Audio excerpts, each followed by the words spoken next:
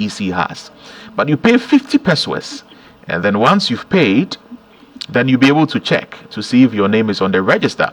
Now, there are some who are saying that this is not something. In fact, I've heard the Member of Parliament for South Dai constituency, Roxy Nelson Dafiamepo, talk about this and say that, well, the EC shouldn't be charging us.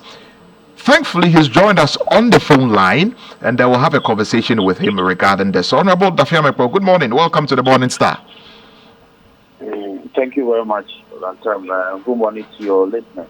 And thank you so much for joining us here today. You're of the view that the EC should not be charging us 50 pesos when we use a short code to check to see if our names are in the register. Why? Thank you very much. One, the EC is not mandated in law to levy any fees for the functions that it performs as a constitutional body. The EC's activities are wholly funded by the state. And as a pursuant of that, the EC comes to Parliament periodically with a budget detailing its activities it intends to undertake and with the requisite budget. And Parliament will look at it and approve of that. Parliament has not approved any 50 pesos per registered voter to be levied by the EC when the voter elects to, as it were, verify the inclusion of his or her name on the newly compiled voters register or the newly updated voters register as a result of the limited voter registration and the mop-up exercise that it undertook. In the same vein, if you recall, the EC levied Ghanaians who, for some reason, lost their voters' ID card, 10 Ghana cedis before the cards were replaced. And I am of the considered opinion that such services that the EC renders are totally funded by the state. So the EC has no business taking money from the people before rendering this service. If indeed the EC, pursuant to its mandate under Article 45 Constitution, to offer, it is that simple. Look, 50 pesos may seem negligible, but if we have 8 million out of the 18.3 million registered voters checking their names using the short code, do you understand how much is going to the EC?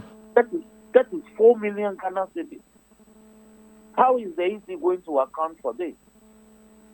We've been asking the EC to come in and account for the number of persons whose ID cards got missing and they took money from them before replacing. It's not been able to do so to Parliament as we speak. So it is not a laughing matter.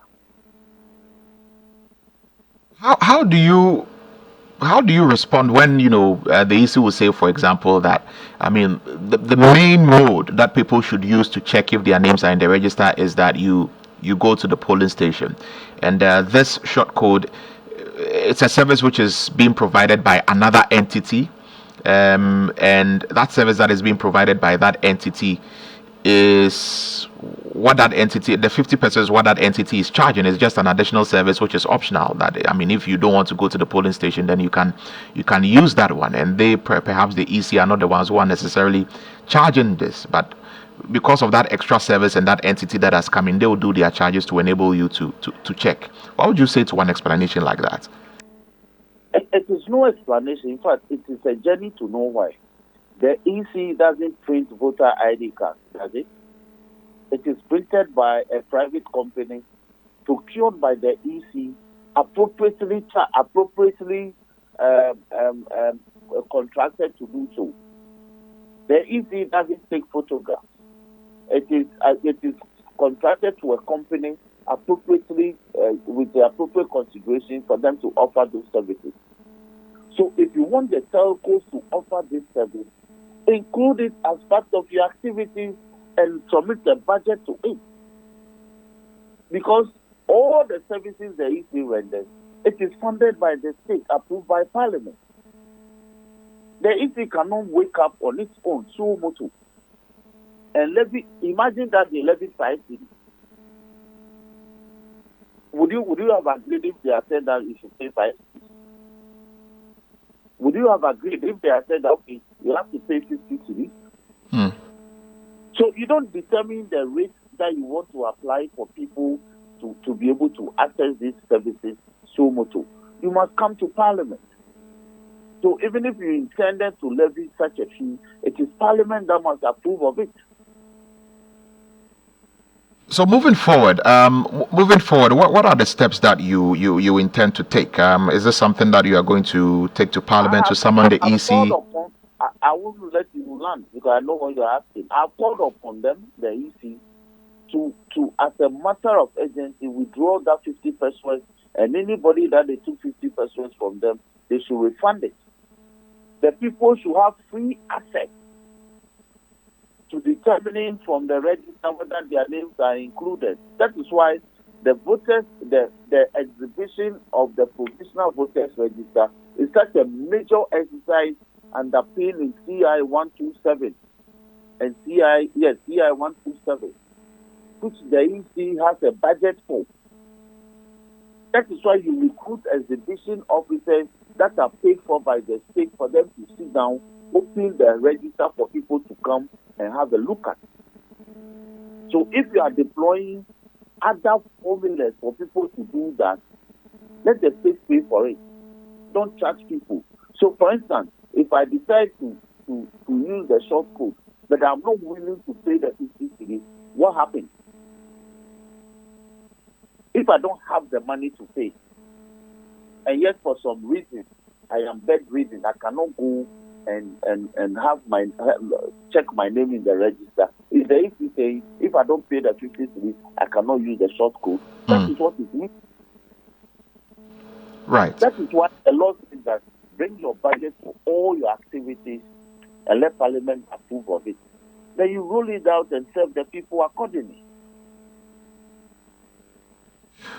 All right, Honorable Dafia Mekwa. But before I let you go, in your constituency, South Dai, have you been observing the exhibition exercise? How's it been going?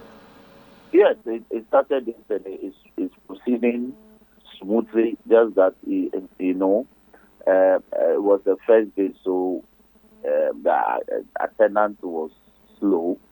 We are hoping that it will pick up from today until it ends on the 27th. Right.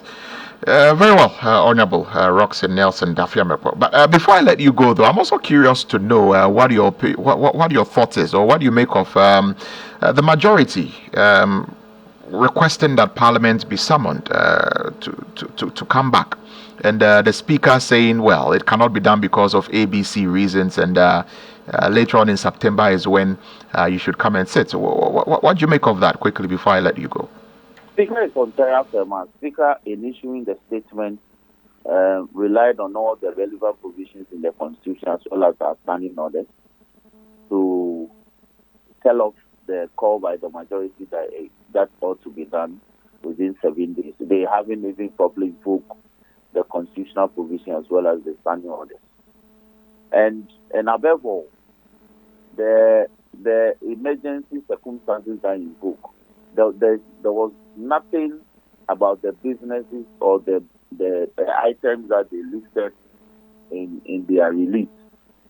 In any case, those businesses were already part of the matters that they themselves didn't prioritize when we start from 7th of June, I believe, until the rules on the 30th of July. So it is through their own indolence and not prioritization of those businesses that was why they were not taking. Those that they prioritize, we start through the night, including the affirmative action to pass them for them. So Speaker was on terra firma in making this determination. But I believe that you will hear more from him on the 3rd when we are here. I've just arrived in Accra and I'm in the office in Parliament. And there's nothing suggestive that the majority who have put in a request for Parliament to be recalled have any business the House is very quiet. Normally, if you have such request pending before the Speaker, you would have seen some activity. Everything is very quiet here this morning. Very well, Honorable Roxanne Dafiamekbo. Thank you so much for talking to us this morning here on the Morning Star. It's my pleasure, my brother. Enjoy the rest. Enjoy yours too. And may I use the opportunity to wish the best of luck to my daughter, Sarah Penelope Tapama, for which starting her WAPI today at Aburi Girls. I wish her the best, and I wish all the WAPI candidates the best today. Very well. We pray for her, and yes, I think it's in order. Yeah. All right. Thank you very much, Honorable. My pleasure. Honorable Roxanne Nelson Dafiamekbo is Member of Parliament for the South Dai constituency, speaking to us this morning here on the Morning Star. He's of the opinion that the EC should not be charging 50 pesos for people to check to see if their names are in the register, right? So that's what he's saying there. There's also one other issue that we like I mentioned, we want to talk about. So this whole controversy about coverage of the All Africa Games. Let's listen to the Minister for Youth and Sports talking about this. I just have a quick public interest question. It has to do, and maybe this would either be answered by the Minister or the Sports Authority. You had an arrangement with GBC to cover the All Africa Games, right? Can you share with this committee how much that coverage was for and whether payment has been made for same? Thank you so much. Yes, GBC was the official broadcaster for the African Games, the 13th African Games, and I can confirm that full payment have made to GBC. Do you have per chance what the amount was?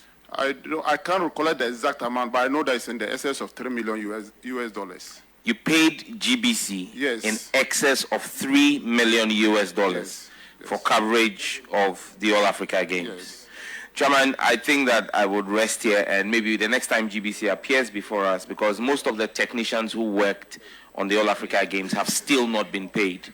And so we wanted to ascertain if you have paid and how much has been paid. Chairman, I'm grateful. So that is the sports minister appearing before the Public Accounts Committee, answering a question that was put to him by Sam George. And later on, we heard the Director General of the GBC react to this. Production team. And GBC did not have 3 million. Now, I should also make it very clear to you that as the official broadcaster, GBC was supposed, the technical team, the technical production was our stalls. And the technical production team that came in to do the broadcast, GBC supervised the work and reported to the Ministry of Youth and Sports that work was executed and their payments were due. Now, these payments were made through GBC and paid straight to the service providers. They were not paid for GBC's benefit. As the official broadcaster, we will confirm that work has been done and these payments were made to these companies. And they are not GBC. Okay, who paid the $105,000 to GBC? Oh, the Ministry of Youth and Sports, I said. We have received payment to the tune of $105,000 US from the Ministry of Youth and Sports. Ministry of Youth and Sports. Yes. So this letter that has gone to the PSC right now, what are the expectations? Well, we are setting the record straight. There are two questions that have risen. First of all, the idea that GBC has received money in excess of $3 million US. We have stated clearly we have received to our direct benefit as a corporation $105,000 US. Number two, that they claim that some technicians' payment are still outstanding after they worked at the All African Games. And we have made it very clear that all technicians that GBC engaged have been duly paid. The policy was very simple. An accounts officer and an internal auditor visited every location every day to pay each GBC staff who was on location an allowance of 100 Ghana cedis.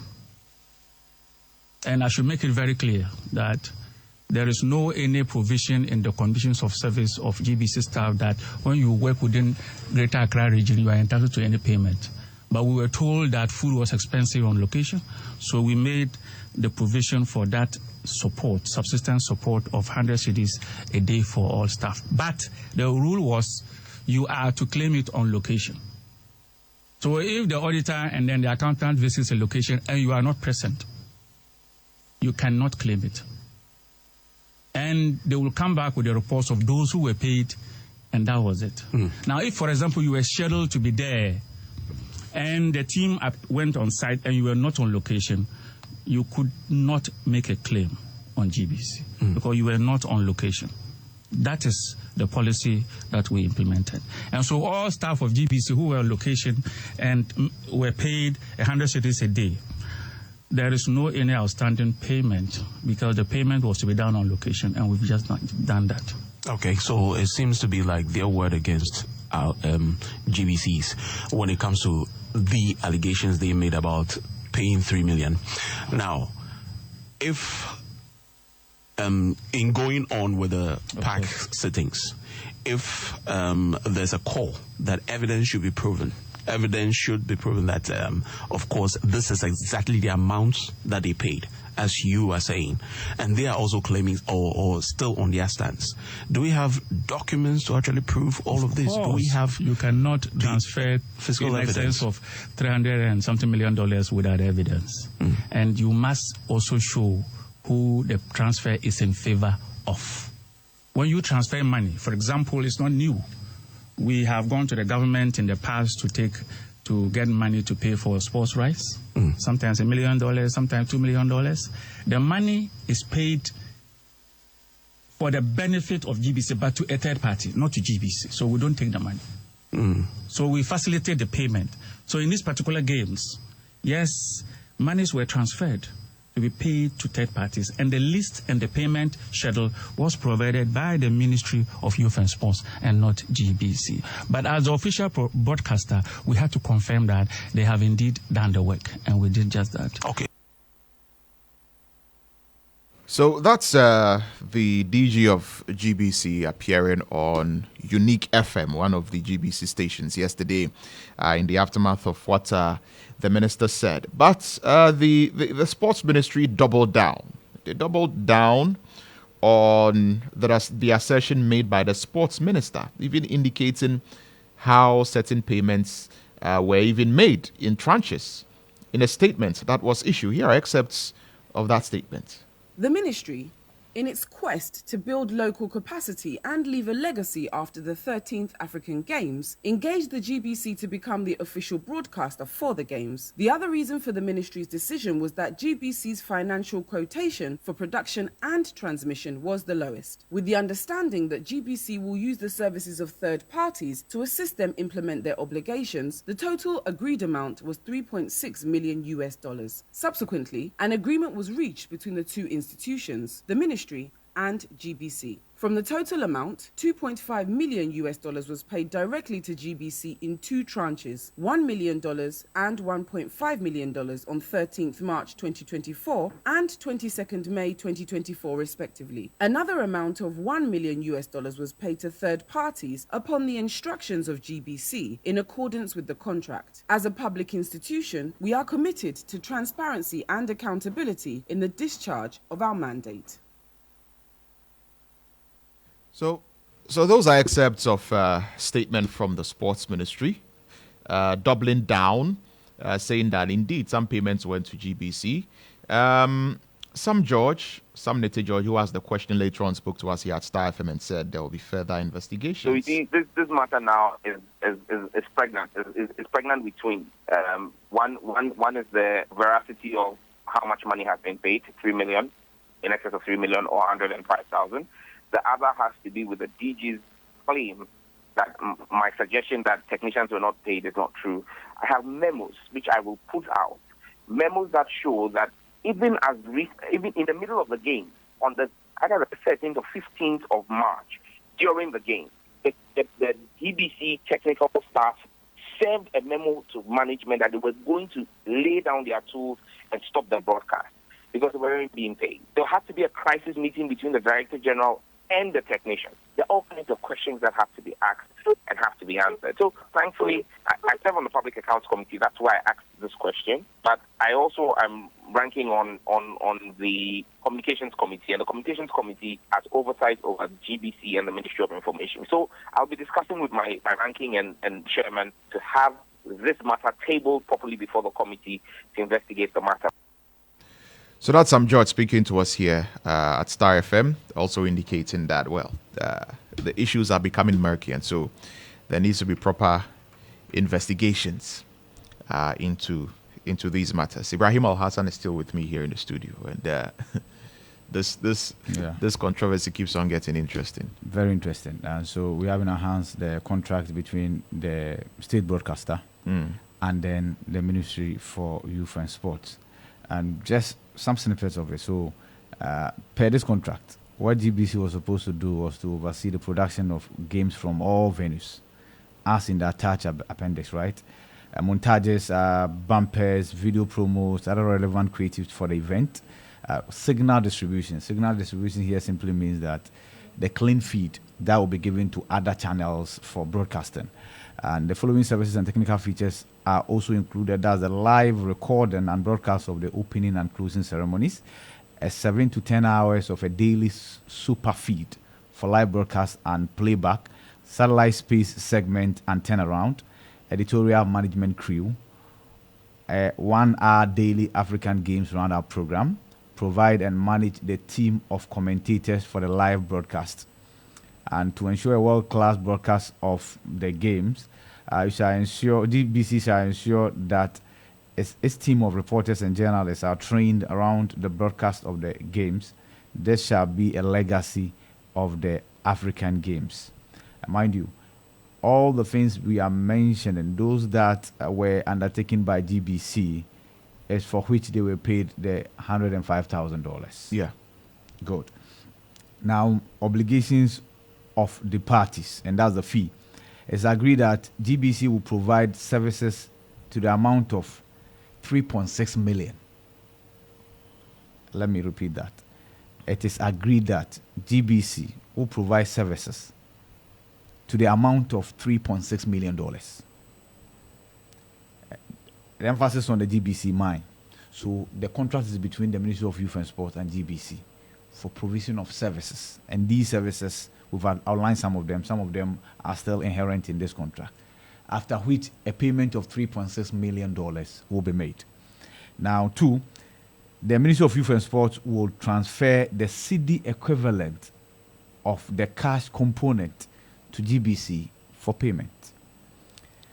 That where there arise any differences as a result of foreign exchange conversion in the transfer of the funds from Ministry of Youth and Sport to GBC, Ministry of Youth and Sport will be notified to make up the differences.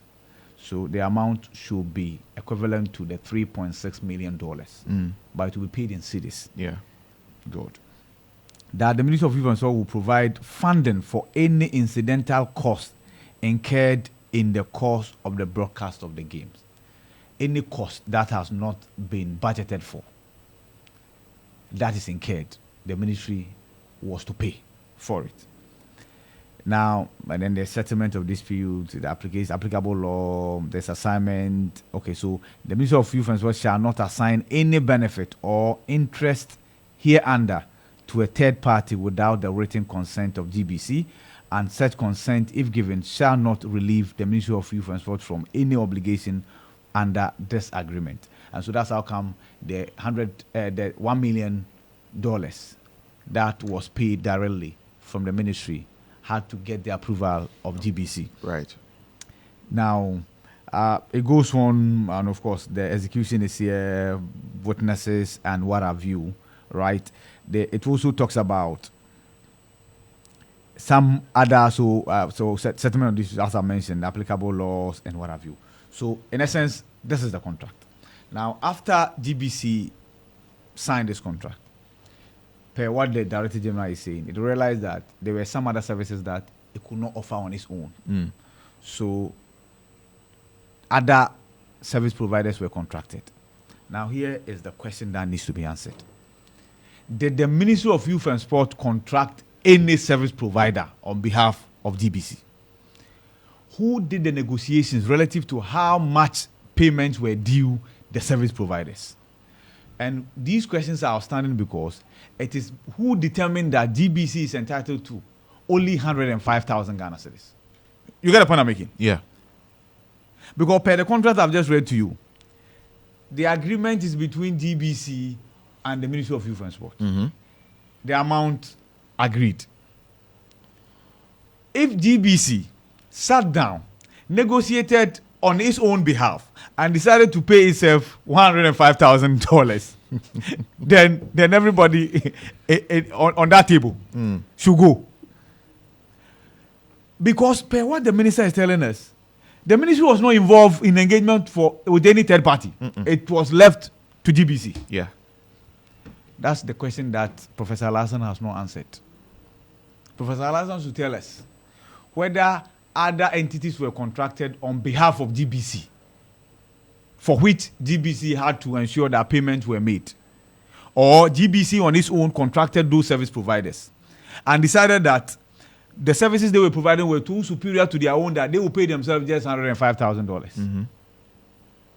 So yes, I agree that there are many, many more questions that ought to be answered. Many questions that ought to be answered. It's 8:57 a.m. You're still listening to The Morning Star. You're on Star 103.5 FM.